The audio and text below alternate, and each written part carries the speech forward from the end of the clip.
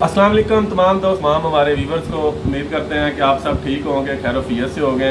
आज रहमान भाई जो हैं उनकी कुछ तबीयत ठीक नहीं थी, तो जो वीडियो स्टार्ट करने की जिम्मेदारी है मेरे कंधों पर आ गई है। तो सबसे पहले इंट्रोडक्शन देते हैं। मेरा नाम है मुदस्सर इमरान और मैं हूं मोहम्मद सईद और मैं हूं ज़फ़र इकबाल। जिस वीडियो पर हम आज रिएक्शन दे रहे हैं इसका टाइटल है which country education system is better, India versus Pakistan. Pakistan education system. तो सबसे पहले वीडियो देखते हैं और वीडियो के बाद अपना रिएक्शन देते हैं। हेलो फ्रेंड्स, मैं गौरव और जरा ये फैक्ट सुनो। हर साल इंडिया से लगभग 14,000 स्टूडेंट्स पीएचडी की डिग्री करके निकलते हैं और वहीं पाकिस्तान से हर साल 2,000 लोग पीएचडी की डिग्री करके निकलते हैं। ओवरऑल वर्ल्ड में एजुकेशन सेक्टर में इंडिया 35th रैंक पे आता है और वहीं पाकिस्तान 164th रैंक पे आता है। हमारे दोनों देशों की लिटरेसी रेट भी बहुत अच्छी है, जैसे कि इंडिया की है 77.7 और पाकिस्तान की है 59.13%। लेकिन फ्रेंड्स, जब हमारे इन दोनों देशों की ओवरऑल प्रोग्रेसिंग रिपोर्ट्स अच्छी है, जब दोनों के दोनों देश अच्छे तरीके से डेवलप भी हो रहे हैं, फिर भी हम एजुकेशन में पीछे क्यों लैग कर रहे हैं? ऐसी कौन सी प्रॉब्लम्स है जो इन दोनों देशों के एजुकेशन सिस्टम्स को आगे नहीं आने दे रहे हैं? क्या वो पाकिस्तान के स्कूल्स में होने वाले टेरर अटैक्स है या फिर वो दोनों देशों के आउटडेटेड एजुकेशन सिस्टम्स है? ये प्रॉब्लम हमारे यहाँ के टीचर्स में है या हमारे यहाँ के पेरेंट्स की सोच में है? वेल, ये सभी कुछ आज के हम इस वीडियो में जानने वाले हैं फ्रेंड्स। तो इस वीडियो को अंत तक देखना and let us get on with today's video titled India versus Pakistan education. Number 1, individuality. अब फ्रेंड्स, ये है इंडिया और पाकिस्तान की सबसे बड़ी प्रॉब्लम। जो बच्चे स्कूल्स में प्रेजेंट टीचर करते हुए सुनाई देने चाहिए, वो बच्चे अनफॉर्चुनेटली मजदूरी करते हुए अक्सर पाए जाते हैं। और ये मैं ऐसे ही भावुक होकर नहीं कह रहा हूं, बल्कि इसका आंकड़ा हमें खुद NSSO यानी नेशनल सैंपल सर्वे ऑफिस ने दिया है। उनके मुताबिक पूरे इंडियन पॉपुलेशन में 2.3% छोटे बच्चे ऐसे हैं जो अपनी जिंदगी में कभी भी स्कूल में दर्शन नहीं दिए। और वैसे ही पाकिस्तान में 10.2% पॉपुलेशन ऐसी है जो कभी स्कूल नहीं गई, या कह सकते हैं उन्हें कभी स्कूल भेजा नहीं गया। और अब एज यू कैन इमेजिन, अगर युवा पीढ़ी पढ़ेगी नहीं तो सीधी भाषा में देश की तो घंटी बज जाएगी। And as we all know, हर देश को तो डॉक्टर्स, इंजीनियर्स और साइंटिस्ट ही चाहिए, किसी को भी लेबर्स नहीं चाहिए। और इन्हीं सारे पोस्टों को मद्देनजर रखते हुए इन दोनों देशों की गवर्नमेंट ने अपना अपना ऐसा खूबसूरत एजुकेशन सिस्टम बनाया जहां बच्चे का कोई भी टैलेंट इज इक्वल टू टट्टी, लेकिन सिर्फ बच्चे के रिजल्ट में 90% दिखना चाहिए। हाँ? अगर बच्चा फर्स्ट क्लास पास हुआ तो बच्चा टैलेंटेड है, और अगर एवरेज मार्क्स लाया तो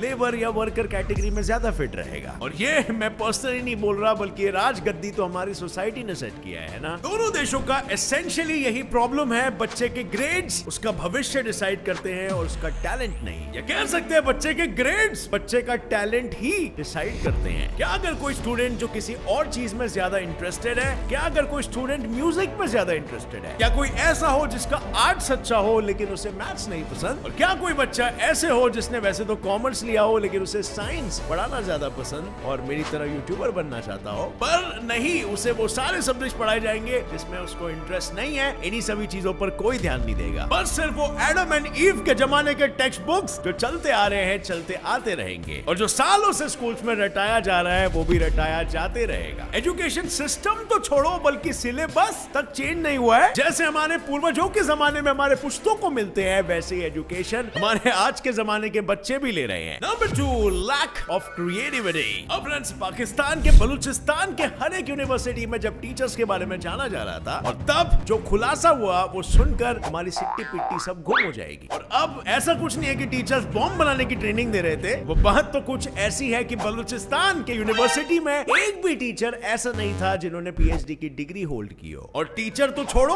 बल्कि खुद कॉलेज का प्रिंसिपल भी नहीं था। वहीं पर अगर हम इंडिया की बात करें तो यूनिवर्सिटी लेवल तो छोड़ो, सिर्फ रूरल यानी कि गांव के स्कूल्स में जो सर्वे हो रहे थे उनके बारे में सुनकर भी आपके पांव तले जैसे जमीन खिसकने वाली है। क्योंकि हर एक गवर्नमेंट स्कूल के सेकंड और थर्ड के बीच के बच्चों को ना तो ठीक से रीड करना आ रहा था और ना ही basic mathematical operation like addition, subtraction, multiplication, division etcetera. और अब इसका रीजन क्या है? क्या कोई आप में से मुझे बता सकता है? वेल, अगर आप नहीं बताओ कोई बात नहीं, मैं बता देता हूँ। मेन रीजन है हमारा एजुकेशन सिस्टम। इंडिया और पाकिस्तान दोनों देशों में 90% फोकस थियोरेटिकल नॉलेज पे दिया जाता है और सिर्फ 10% ही प्रैक्टिकल नॉलेज पे। और अब यार कॉमन सेंस है, तुम मुझे ये बताओ, आगे चल के कोई भी बच्चा जॉब में पेपर्स लिखने वाला है क्या? ऑब्वियसली राइट, प्रैक्टिकली कुछ काम करेगा, है ना? शायद कंप्यूटर में कोड लिखेगा, वेबसाइट डिजाइन करेगा या डेवलप करेगा, या मे भी हो सकता है एक फुटबॉलर बन जाए। और अब फुटबॉलर बनने के बाद वो गोल स्कोर करेगा कि लिखेगा पेपर में कि गोल कैसे स्कोर किया जाता है। जाहिर सी बात है फ्रेंड्स, हमारे इन दोनों कंट्रीज को एप्लीकेशन, प्रैक्टिकलिटी बेस्ड स्टडीज लानी होगी, जिसमें प्रैक्टिकल नॉलेज और स्किल को ज्यादा महत्व मिल रहा है। देखो, मेरा पर्सनल ओपिनियन है, थियरी इज इंपॉर्टेंट, लेकिन जितना हम उसे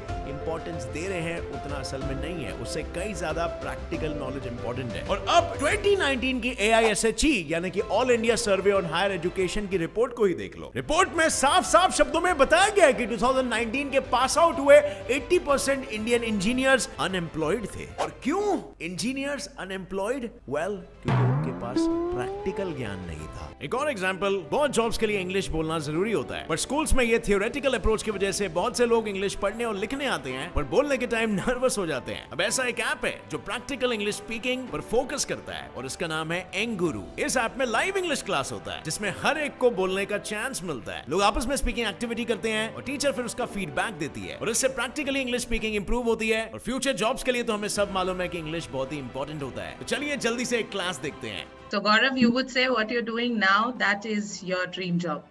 Yeah, it is kind of my dream jobs. Well, there are other jobs as well, like, you know, getting paid to travel around the world.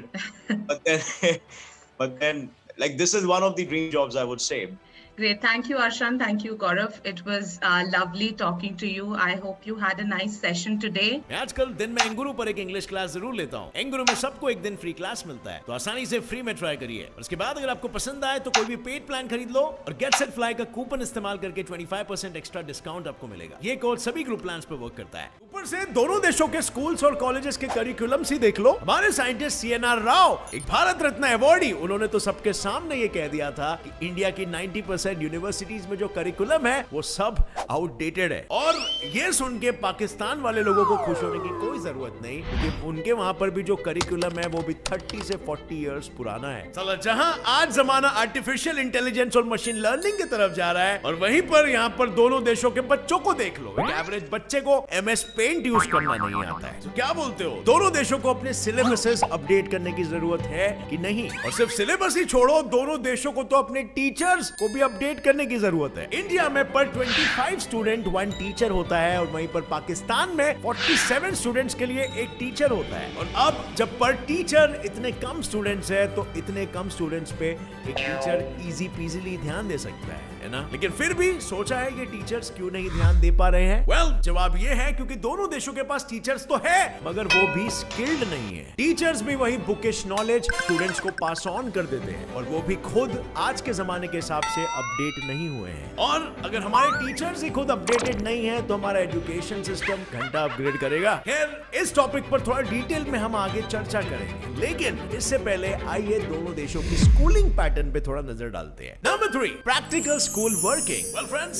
देखो आप सभी ये सब देखो, ये है इंडिया के एक किसी स्कूल का टाइम टेबल और ये देखो ये है पाकिस्तान के एक स्कूल का टाइम टेबल। और जरा रुको, अपने बचपन की यादों में खोने के लिए नहीं कहा था मैंने। ये पिक्स मैंने इसीलिए बताया क्योंकि मैं कुछ सिमिलैरिटीज आपको प्रेजेंट कर सकूं कि दोनों देशों में इंग्लिश, हिस्ट्री, साइंस, मैथ्स ऐसे सब सब्जेक्ट्स को इंपॉर्टेंस तो जरूर दी जा रही है, लेकिन क्या किसी को भी यहाँ पर म्यूजिक, क्राफ्ट, PT, ड्राइंग के एक भी लेक्चर दिखे? वेल, क्या जरूरत है, किसी बच्चे के अंदर की क्रिएटिविटी थोड़ी निकालनी है, उनको किताबी कीड़ा जो बनाना है। और अगर हम बात करें दोनों देशों की टीचिंग टेक्निक्स पर, तो चलो माना कि आजकल डिजिटलाइजेशन दोनों देशों की एजुकेशन सिस्टम में आया जरूर है, पर अब तक क्या था, वही बोर्ड पर लिखते टीचर टीचर्स और पीछे चिल्लाते हुए बच्चे। अब माना कि इंडियन एजुकेशन सिस्टम पाकिस्तान से भले ही रैंक में आगे हो, पर अगर हम ऐसी सारी चीजों को कंपेयर करें तो ये दोनों एक ही प्लेन पे है, क्योंकि दोनों एजुकेशन का पैटर्न या फिर कहे तो फ्लो भी सेम ही यूज करते हैं। जैसे कि दोनों देशों में पहले प्री प्राइमरी का एजुकेशन होता है, फिर प्राइमरी का, फिर मिड स्कूल, फिर हाई स्कूल, अंडर ग्रेजुएट और फाइनली पोस्ट ग्रेजुएट कोर्सेज। जैसे इंडिया में एसएससी और एचएससी है, वैसे ही पाकिस्तान में भी एसएससी और एचएससी है। और जैसे हमारे इंडिया में सीबीएसई और आईसीएसई जैसे इंटरनेशनल बोर्ड्स है, वही पाकिस्तान में भी बीआईएसई और आईजीसीएसई जैसे इंटरनेशनल बोर्ड्स है। और बस फर्क ये है कि पाकिस्तान के पास ज्यादा स्कूल्स नहीं है, यानी कि सिंपल लैंग्वेज में कहा जाए तो उनका इंफ्रास्ट्रक्चर थोड़ा वीक है। अगर हम वहां के काउंट देखें तो पाकिस्तान में 9.7 करोड़ स्टूडेंट्स है, जबकि 198 यूनिवर्सिटीज, 1468 कॉलेजेस और 28,072 स्कूल्स है। और वहीं पर अगर हम इंडिया की बात करें तो यहाँ पर तो सिर्फ हमारे स्टूडेंट्स ही 31.5 करोड़ है, जो कि पाकिस्तान के पूरे पॉपुलेशन का 4 गुना ज्यादा आंकड़ा है। और ऊपर से हमारे पास 875 यूनिवर्सिटीज, 40,000 कॉलेजेस, 18.8 लाख स्कूल्स हैं। और ये दोनों के बीच का कंपैरिजन आप यहीं पर देख सकते हो। पाकिस्तान के पास इंफ्रास्ट्रक्चर कितना कम है, और यही कम इंफ्रास्ट्रक्चर होना पाकिस्तान के एजुकेशन के लिए एक बड़ी बाड़ा बन सकता है। Number 4, do not play all work. अब फ्रेंड्स चलो अब नजर डालते हैं जो थोड़ी बहुत क्रिएटिविटी है उस पर। जैसे कि हमने कुछ देर पहले ही बात किया कि दोनों देशों के स्कूल्स के टाइम टेबल्स देखने पर हमें क्रिएटिविटी के लेक्चर्स बहुत ही कम या फिर ना के बराबर ही दिखे, और ऊपर से काफी सारे स्टूडेंट्स ने सामने आकर ये कहा भी है, एंड आई एम श्योर आपके साथ भी ये हुआ होगा कि वो क्रिएटिव लेक्चर्स भी दूसरे सब्जेक्ट के टीचर्स आकर ले लेते हैं। जो उखाड़ने उखाड़ो, हम इधर ही बैठेंगे। और इन सारे क्रिएटिव सब्जेक्ट्स को हमारी गवर्नमेंट ने तो ग्रेडेड घोषित कर दिया है, मतलब बाकी सब चीजों के लिए मार्क्स मिलेंगे और इसके लिए ग्रेड मिलेगा। सिंपल सी भाषा में कहा जाए तो इन सब्जेक्ट्स को रत्ती भर की भी वैल्यू नहीं मिलती है, बस सिर्फ नाम के लिए रखा जाता है। और फ्रेंड्स ये बहुत ही बड़ी वजह बनती जा रही है बच्चों की मेंटल ह्यूमिलिएशन की। साल के एंड में होने वाले सेमेस्टर्स का रिजल्ट मार्क के फॉर्म में दर्शाया जाता है, और मार्क्स डिपेंड करते हैं बच्चों की रटोफिकेशन में। अच्छे से रटा होगा तो बच्चा पास और अच्छे मार्क्स लाएगा, वरना फेल हो जाएगा। अब सीधी सी बात यह है, हर कोई बच्चा एक जैसा नहीं होता, हर कोई चतुर रामलिंगन नहीं होता, और हर कोई रटोफिकेशन के लिए प्लेनली नहीं बना है। ऐसा हो सकता है ना कि दूसरे बच्चों का सोचने का नजरिया कुछ थोड़ा सा अलग है, लेकिन फिर भी वो दुनिया को कुछ हट के वैल्यू दे सकते हैं। आइंस्टाइन ने जैसे कहा था कि if you teach a fish how to climb a tree, the fish will live its entire life thinking it to be stupid. और ऐसा हो सकता है ना कि ये इंपैक्ट बच्चों में एक बहुत ही यंग एज से आ जा रहा है, उन्हें वाकई में ऐसा लग रहा है कि वो गुड फॉर नथिंग है, और इसीलिए बच्चों का इंटरेस्ट फिर बाद में पढ़ाई से हट जाता है, उनका कॉन्फिडेंस लूज हो जाता है। और अब जब उसका पढ़ाई में इंटरेस्ट होगा नहीं तो क्या होगा, बच्चा पढ़ाई से ड्रॉप आउट ले लेगा, जो कि एक सर्वे में बाहर भी आ चुका है और हमें आंकड़े मिल चुके हैं। हर साल 34% स्टूडेंट्स पाकिस्तान के एजुकेशन सिस्टम में से ड्रॉप आउट ले लेते हैं, और वहीं पर इंडिया में से 17.6% स्टूडेंट्स। और इसका जिम्मेदार कौन है? बच्चे नहीं, पेरेंट्स, टीचर्स और education system. Number 6, war on terrorism. अब फ्रेंड्स क्या लगता है, क्या बस इतनी सी प्रॉब्लम्स है? वेल, बिल्कुल भी नहीं। दो मेन प्रॉब्लम्स की तो बात हमने अब तक की नहीं है। जहां फर्स्ट है टेरर अटैक्स, क्योंकि टेररिस्ट अटैक्स पाकिस्तान के स्कूलों में बहुत ही बढ़ते जा रहे हैं, और न्यूज रिपोर्ट्स की माने तो 2000 से लेकर 2008 के बीच में पाकिस्तान में 82, और अगर ये आंकड़े आपको ज्यादा लग रहे हैं तो ये भी सुन लो, 2008 से लेकर 2013 के बीच में 642 अटैक्स हुए हैं, मतलब जेंडर इनइक्वालिटी। अब फ्रेंड्स जो दूसरा सबसे बड़ा इशू दोनों कंट्रीज फेस कर रहे हैं वो है जेंडर इनइक्वालिटी। अगर हम परसेंटेज की बात करें तो इंडिया में 84.7% मेल्स लिटरेट है, और वहीं पर 70.3 फीमेल्स लिटरेट है, और वहीं दूसरी तरफ पाकिस्तान में 71.12% मेल्स लिटरेट है और 46.47% फीमेल्स ही सिर्फ लिटरेट है। और इन आंकड़ों से ये क्लियर कट पता चलता है कि कहीं ना कहीं हमारी सोसाइटी फीमेल्स की एजुकेशन को इतना वैल्यू नहीं देती है। अब दोनों देशों ने काफी इनिशिएटिव लिया है। यहाँ पर पाकिस्तान ने शुरू किया है राइट टू एजुकेशन, जिसमें उन्होंने लड़कियों के लिए स्कूलिंग कंपलसरी और फ्री कर दिया है, और वहीं पर हमारे इंडिया में बेटी बचाओ बेटी पढ़ाओ जैसे कई सारे योजनाएं हैं, जहाँ लड़कियों के लिए एजुकेशन फ्री है। बेटी बचाओ बेटी पढ़ाओ महिला एवं बाल विकास मंत्रालय द्वारा जनहित में इस जारी। माइंडसेट का भी तो कुछ करना पड़ेगा ना, थोड़ा टाइम लगेगा ये माइंडसेट को निकालने के लिए। वेल, गवर्नमेंट की तरफ से इसके अलावा अगर एक लड़की के अच्छे स्कोर्स आते हैं तो गवर्नमेंट अपनी तरफ से लड़कियों को स्कॉलरशिप्स और प्रोडक्ट्स जैसे कि साइकिल्स और लैपटॉप्स भी गिफ्ट करते हैं एज एन एनकरेजमेंट। और द गुड न्यूज इज कि ये सारे इनिशिएटिव्स काम कर रहे हैं कि हमें दोनों देशों में फीमेल लिटरेसी रेट बढ़ते हुए नजर आ रही है। और अब बस हमें उस दिन का इंतजार है जब मेल्स और फीमेल्स में इक्वल लिटरेसी रेट होगी। Number 7, government initiatives. अब फ्रेंड्स, लड़कियों की पढ़ाई के अलावा भी दोनों देशों के गवर्नमेंट्स ने काफी सारे इनिशिएटिव्स लिए, जैसे कि पाकिस्तान का ही देख लो। कोरोना के इस काल में वहां के लोगों के घरों में, काफी सारे बच्चों के घरों में इंटरनेट नहीं था, और अब क्योंकि वहां के बच्चे भी पढ़ पाए, इसलिए पाकिस्तान की गवर्नमेंट ने टीवी पर ही टेलीस्कूल करके एक चैनल ही लॉन्च कर दिया, जहां सुबह के 8 बजे से लेकर शाम के 6 बजे तक सारे स्टैंडर्ड्स के लेक्चर्स शेड्यूल किए गए थे। And that's truly a great initiative. हमारी गवर्नमेंट भी इस संदर्भ में कुछ कर सकती थी। और अब दोनों देशों की गवर्नमेंट्स ये ट्राई कर रही है एजुकेशन को आगे लाने के लिए, और इसीलिए इंडियन गवर्नमेंट भी हर साल अपने जीडीपी में से 4.6% एजुकेशन में इन्वेस्ट करती है। 4.6% पिछले कुछ दशकों से काफी ज्यादा है, और वो आंकड़ा कुछ 2.7 लाख करोड़ है। और वहीं पर पाकिस्तान की गवर्नमेंट अपने जीडीपी में से 2% इन्वेस्ट करती है एजुकेशनल सेक्टर पर, यानी कि नंबर वैल्यूज में 26,000 करोड़। और तो और फ्रेंड्स, जैसे आपको पता है, इंडियन गवर्नमेंट ने 2020 में अपना एजुकेशन सिस्टम हल्का सा चेंज करने का साहस रखा है, और इस टॉपिक पर हमने एक डिटेल्ड एक्सप्लेनेशन वीडियो बनाया है। अगर आपको देखना है तो वीडियो खत्म होने से पहले ऊपर आई बटन दबा के देख लेना। Basically Indian new education policy में जो भी हमारा एजुकेशन सिस्टम होगा, वो बच्चे के टैलेंट पर फोकस करेगा और क्वालिटी एजुकेशन पे फोकस करेगा, ना कि उसे तोते की तरह हटाएगा। अब तक जो ग्रेडेड सब्जेक्ट्स थे उन्हें भी इक्वल इंपॉर्टेंस मिलेगा। और अब फ्रेंड्स, मैं तो ये जानता हूं कि मेरे मेजॉरिटी सब्सक्राइबर्स यूथ हैं, जो स्कूल और कॉलेज गोइंग स्टूडेंट्स हैं, और अब तुम मुझे नीचे कमेंट्स में बता सकते हो कि ऐसी कोई इशू अगर होगी। जी गाइस, जैसा कि आप वीडियो देख रहे थे, तो वीडियो में भाई ने बड़े अच्छी तरह से एक्सप्लेन किया है और बड़ी अच्छी बातें की हैं, और ये बातें बड़े अरसे से मेरे दिल में भी थी, और एक कह लो कि बड़ा ज़हन में हमेशा शिकवा रहता है, क्योंकि जो हमारे कंट्री का एजुकेशन सिस्टम है वो कह लो कि बिल्कुल भी ठीक नहीं है, बिल्कुल फ्लॉप सा सिस्टम है, जिसे हम रट्टा सिस्टम कहते हैं। तो भाई भी एक्सप्लेन कर रहे थे, इंडिया में भी तकरीबन कुछ ऐसा ही चलता है। और अगर हम कंपैरिजन की बात करें तो नो डाउट जो है वो इंडिया तो बहुत आगे है हमसे, जैसे कि उनका वो वर्ल्ड रैंक भी था 35 था आई थिंक, जैसे बता रहा, और हम बहुत नीचे हैं। फिर वहाँ पर पीएचडी लोग कितने ज़्यादा करके निकलते हैं, और हमारे यहाँ तो पीएचडी भी बहुत कम है, क्योंकि रिसर्च ही बहुत कम होती है। पीएचडी के लेवल पर बहुत कम ही लोग पहुँचते हैं, पहले ही तलीम छोड़ जाते हैं, इतनी फैसिलिटीज़ ही नहीं है, और इतना कह लो कि रिसोर्सेज ही नहीं है कि वो पीएचडी लेवल पर जाएँ। और फिर फॉरेन क्वालिफिकेशन में भी अगर लोग जाते हैं बाहर पढ़ने, तो उसमें बाहर पढ़ने का मोटिव कम होता है, वहाँ पर उस कंट्री में सेटल होने का मोटिव जो है वो ज़्यादा होता है। मतलब यूके जा रहे हैं या ऑस्ट्रेलिया जा रहे हैं या किसी भी यूरोपियन कंट्री में जा रहे हैं, तो वहाँ पर ये पढ़ने का मकसद कम होता है। वहाँ पर ये होता है कि बस सेटल हो जाए, ये मकसद नहीं होता कि अपने वापस मुल्क में आकर हमने इस मुल्क की खिदमत करनी है। तो नो डाउट कंपैरिजन देखा जाए तो इंडिया की लिटरेसी रेट भी ज़्यादा है, इंडिया के फीमेल का लिटरेसी रेट भी ज़्यादा है, और हमारी तो तकरीबन कह लो कि लिटरेसी रेट फीमेल्स का 50% है, कह लो कि हर दूसरी जो हमारी महिला है वो अनपढ़ है। फिर अगर वो जैसे बच्चों का भी बता रहे थे, तो हमारे तकरीबन हर 10वां बच्चा ऐसा है जो कभी स्कूल ही नहीं गया है, वो चाइल्ड लेबर में है। तो इंडिया में भी काफ़ी मसला ये है, लेकिन पाकिस्तान में ये काफ़ी ज़्यादा है। जो मुझे लगता है ना, सबसे बड़ा मसला जो है हमारे एजुकेशन सिस्टम का, वो हमारे सिलेबस का मसला है। हमारा सिलेबस जो है वो बड़ा ही आउटडेटेड है, बड़ा ही मतलब कह लो कि पुराना है, जिसको मॉडर्न रिक्वायरमेंट्स के मुताबिक अपडेट नहीं किया गया।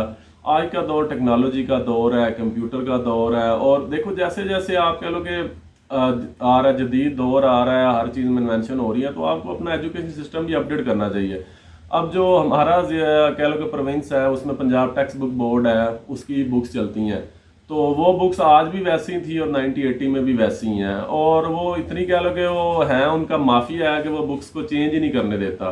अब हालांकि सरकारी स्कूलों में जो टीचर हैं, वो मैं ये तो नहीं कहूँगा कि पढ़े लिखे नहीं हैं, काफ़ी एमफिल लेवल के टीचर्स हैं अब हमारे सरकारी स्कूलों में, लेकिन मसला ये वहाँ का सिस्टम ऐसा है कि वहाँ पर लोग नहीं पढ़ते हैं, मतलब कि अपने बच्चे नहीं पढ़ने भेजते। अगर मैं आपको अपने गाँव की एग्जाम्पल दूँ, तो हमारे तकरीबन जो गाँव का स्कूल है ना, हमारे गाँव में स्कूल है, वहाँ पर तकरीबन MA MPhil कह लो कि मास्टर लेवल के टीचर्स हैं, लेकिन तकरीबन हमारे गांव से सुबह 10 से 12 रिक्शे जो है ना, वो दूसरे टाउन में जाते हैं प्राइवेट स्कूलों में बच्चों को पढ़ाने के लिए, जिसमें मेरे बच्चे भी शामिल हैं। अब उसकी वजह क्या है? उसकी वजह ये, हालांकि उन स्कूलों में जो टीचर्स होंगी वो मैट्रिक पास होंगी, इंटर पास होगी, ज़्यादा पढ़ी नहीं है, लेकिन वहाँ पर जो बुक्स हैं वो ऑक्सफोर्ड यूनिवर्सिटी की बुक्स हैं, उनका ऑक्सफोर्ड सिलेबस है, ठीक है, उनका सिलेबस तो एटलीस्ट लेटेस्ट है ना, उसमें कह लो कि वहाँ पर अब हम गवर्नमेंट स्कूलों में पढ़े हैं, हमें ड्राइंग का पता ही नहीं क्या होती है। हमने इंग्लिश 7वीं में पढ़ी थी जाके 7th क्लास में हमारे दौर में हमने इंग्लिश कोई 7th और मैंने तो 9th में जफर ने 9th में पढ़ी है। सो ये साहब निकाले कि ABC मैंने 7th में सीखी है ABC, ठीक है, जफर ने 9th में सीखी है। अभी तो काफी, लेकिन अभी गवर्नमेंट में भी फर्स्ट में आ गया है, लेकिन फिर भी अभी इतना अपडेटेड कह लो कि निज़ाम नहीं है जितना कह लो कि प्राइवेट स्कूलों का है। मसला ये होता है कि जो हमारी अपर क्लास होती है वो बड़े अच्छे स्कूलों में जाती है, वो कुछ और पढ़ रहे होते हैं, मिडल जो कुछ मिडल वाले लोग हैं वो प्राइवेट स्कूलों में कुछ और पढ़ रहे होते हैं, और जो सरकारी स्कूलों वाले हैं वो कुछ और पढ़ रहे होते हैं। तो जो A लेवल O लेवल वाले लोग हैं और वो फिर अच्छी यूनिवर्सिटी में चले जाते हैं, बाद में LSE लम्स वगैरह में जो पाकिस्तान में है, और वो फिर टॉप रैंक मैनेजमेंट की वो डिग्रीज करते हैं और हम कह लो कि ऑर्गेनाइजेशन में अपर लेवल पर बैठते हैं।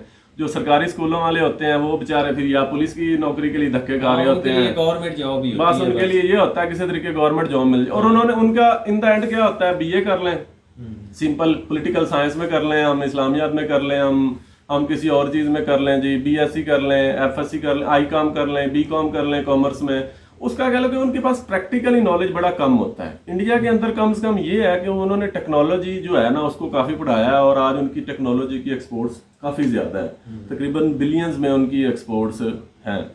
तो मेरे ख्याल में आज इमरान खान ने एक बड़ा अच्छा इनिशिएटिव लिया था कि उसने कहा था कि जी मैं पूरे मुल्क में एक निज़ाम लाऊंगा तालीम का, लेकिन वो सुना है अभी गवर्नमेंट करंट जो आई है उसने वो बिल ही मुस्तरद कर दिया कि जी एक नहीं होगा एजुकेशन सिस्टम। ये तो हालात है, अगर कोई एक गवर्नमेंट अच्छा करती है दूसरा आकर उसके ऊपर से निकल जाती है।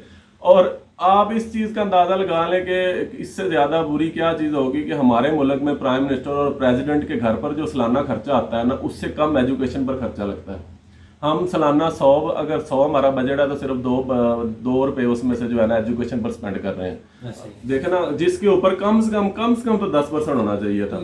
हम डिफेंस पर, फौज पर तो तकरीबन 60% कर देते हैं, लेकिन कह लो कि एजुकेशन पे सिर्फ 2% कर रहे हैं, जिसने आपकी कौम को बनाना है, जिसने बच्चों को पढ़ाना है, आपका फ्यूचर बनाना है, आपकी स्किल्स देनी है। भाई तो वो सिर्फ वो सोचते किस चीज़ का है कि हमने इनको इतनी एक तालीम देनी है कि ये हमारे वोटर जो है ना वो कम बरकरार है, ज्यादा अकल ना आ जाए। हाँ जी, जस्ट इसके अलावा वो इससे ज़्यादा जो है ना वो किसी को सीखने नहीं देते, ना ही उनका जो है दिल करता है कि कोई सीखे। अपने उनके बच्चे देख लें, कोई भी चाहे MNA या जो बड़े लेवल पे ऑफिशियली लेवल पे है, उसके बच्चे इधर होते ही नहीं। वो तो पढ़ते ही बाहर की कंट्रीज में है, वो यहाँ पर अगर पढ़ेंगे भी तो बहुत हाई फाई स्कूलों में पढ़ेंगे या फिर बाहर की कंट्री में जाके पढ़ेंगे। इधर तो वो पढ़ाते ही नहीं है अपने बच्चों को, ना इलाज करवाना है ना पढ़ाना है। एक और बड़ा मसला है जो वो मैंने मूवी भी देखी थी बड़ी अच्छी, वो 3 इडियट्स जो है, उसमें आमिर खान ने बड़ी अच्छे से एक्सप्लेन किया है। वो हमारा एक रट्टा सिस्टम है, बस रट्टा लगवाई जाओ और नंबर लिए जाओ, 99% नंबर आए, 95% नंबर आ जाए, माँ बाप भी खुश, बच्चे भी खुश, टीचर भी खुश, स्किल्स चाहे कुछ ना हो, बस रट्टा लगाओ। बस जी क्या पढ़ रहे हैं हम, मुझे अभी जी याद है मैं 14 तक जो भी पढ़ा है ना ऐसे ही पढ़ा यार, पेपर में क्या आएगा, 14 एडवांटेज याद कर लो, 14 डिसएडवांटेज याद कर लो, जाकर लिखा हो बस जी खत्म। एक एक्सपर्ट भी बहुत होते हैं, लगे ऐसा रट्टा लगाया है ना हमने और वही आ जाते हैं सवाल। लेकिन अब जब टीचर बता भी देते हैं ना कि ये आने हैं, बस इसका रट्टा लगा लो, ये थ्रस्टी करो, याद कर लो, ये कहानी याद कर लो, प्राइवेट में बता। लेकिन बहरहाल फिर भी जो है ना वो इनको जो है ना वो ज़्यादा ज़रूरत है इस चीज़ की कि एजुकेशन सिस्टम जो है ना उसको इम्प्रूव करने की। खासकर पाकिस्तान में तो बहुत ज़्यादा, इंडिया का तो आप जो है ना वो काफ़ी हद तक चेंज भी शायद हो गया होगा, और वहाँ पे भी क्लासेस है। ये ना कहे कि वहाँ पे प्राइवेट सेक्टर के जाके लोग पढ़ते नहीं हैं, वहाँ पे भी ऐसा सिस्टम बिल्कुल है जितना इधर है ना, इधर उधर भी अपर क्लास लोग जो है ना वो ऐसे ही जो है ना अपनी एजुकेशन सिस्टम यार दोनों कंट्रीज को ना अपडेट करना चाहिए। देखो हम 14 तक जब पढ़े हैं ना तो हमने रट्टा ही लगाया, लेकिन जब आगे जाके ACCA UK की क्वालिफिकेशन शुरू किया तो यार पता लगा इधर रट्टे का चक्कर ही कोई नहीं है। इधर आपने जस्ट कॉन्सेप्ट लेना है और आगे एग्जामिनर की मर्जी है, वो जैसा मर्जी क्वेश्चन दे दे। अगर आपका कॉन्सेप्ट क्लियर होगा भाई आप क्वेश्चन कर सके, और यही स्किल आती है आपको, ठीक है। लेकिन अगर आप रट्टा लगाने पे रहोगे, किताबी कीड़े बने रहोगे तो फिर ज़ाहिर है उसका तो कोई फायदा कोई नहीं है। इसके अलावा अगर एक और पॉइंट है कि हमारे गवर्नमेंट स्कूलों में तो पाकिस्तान के अंदर तो अभी इतनी कुछ स्पेंडिंग है ही नहीं, फैसिलिटी नहीं है। मुझे नहीं लगता हमारे गांव के कॉलेज में कोई कंप्यूटर लैब होगी, अभी तक कोई कंप्यूटर की लैब ही कोई नहीं है। हालांकि सारी दुनिया कंप्यूटर की तरफ जा रही है, इतना नॉलेज है हर चीज़ प्राइवेट स्कूलों में, वो शुरू से ही उनको एक्सेल MS वगैरह पढ़ाना शुरू कर देते हैं। नहीं और है, इधर स्कूल में है, कंप्यूटर लैब है, उधर सामान सारा पड़ा हुआ है। टीचर को सामान ही पड़ा हुआ ना, नहीं पढ़ा हुआ आता होता कोई नहीं होना। और मैंने रजिस्टर भी के देखा। ऊपर अभी भी अटेंडेंस होती है, जो हेडमास्टर होता है उसकी, हमारे हेडमास्टर बोलते हैं उधर, प्रिंसिपल बोलते होंगे, तो वो अभी भी जो है ना रजिस्टर के ऊपर सुबह आके अटेंडेंस लगाता है, फिर बाकी टीचर उसके नीचे आके लगाते हैं। बस यही इनका सिस्टम, वही गवर्नमेंट। जी सोहेल भाई आप क्या कहना चाहेंगे? आप मैंने चुप्पी तो बैठे बोल हैं। दिया जो बोलना है, अब आपने इतनी एक्सप्लेन कर दिया, बाकी बातें नहीं रही। इन द एंड यही है कि निज़ाम तो नो डाउट इंडिया का यार क्वालिफिकेशन का निज़ाम हमसे कई बेहतर हो गया हुआ है, उसकी वजह कि वो दिखता भी है। अगर आप पूरी दुनिया में देखेंगे तो उनके ही कह लो कि लोग डोमिनेट कर रहे हैं, मैनेजमेंट पोजीशंस पर बैठे हुए हैं। चाहे आप गल्फ़ कंट्रीज़ में देख लें, जॉब्स वगैरह, जब हमारे लड़के भी इधर आके बताते हैं कि यार हमारे टॉप पर जितने भी मैनेजर्स वगैरह बैठे होते हैं वो सारे इंडियंस बैठे होते हैं। अगर आप टेक की बात करते हैं तो टेक में भी इंडिया के एक्सपोर्ट्स हैं वो तकरीबन 150 बिलियन है, तो वो कैसे हो गई हैं? ज़ाहिर है उन्होंने स्किल दी है अपनी आवाम को, तो अपने उनको पढ़ाया लिखाया, तो फिर इतना कुछ हुआ है। और अच्छी चीज़ है कि स्किल के ऊपर ही फोकस करना चाहिए, बजाय ये रट्टा सिस्टम दोनों कंट्रीज़ को ख़त्म करना चाहिए, ताकि जो इतनी ज़्यादा हमारी दोनों की पॉपुलेशन है उसको हम खिलाफ ला सकें और डेवलपमेंट कर सकें। तो उम्मीद करते हैं कि आपको गाइस वीडियो अच्छी लगी होगी। अगर वीडियो अच्छी लगे तो लाइक और सब्सक्राइब लाजमी कीजिएगा। अपना बहुत सारा ख्याल रखिएगा, दुआ में याद रखिएगा। अल्लाह हाफ़िज़।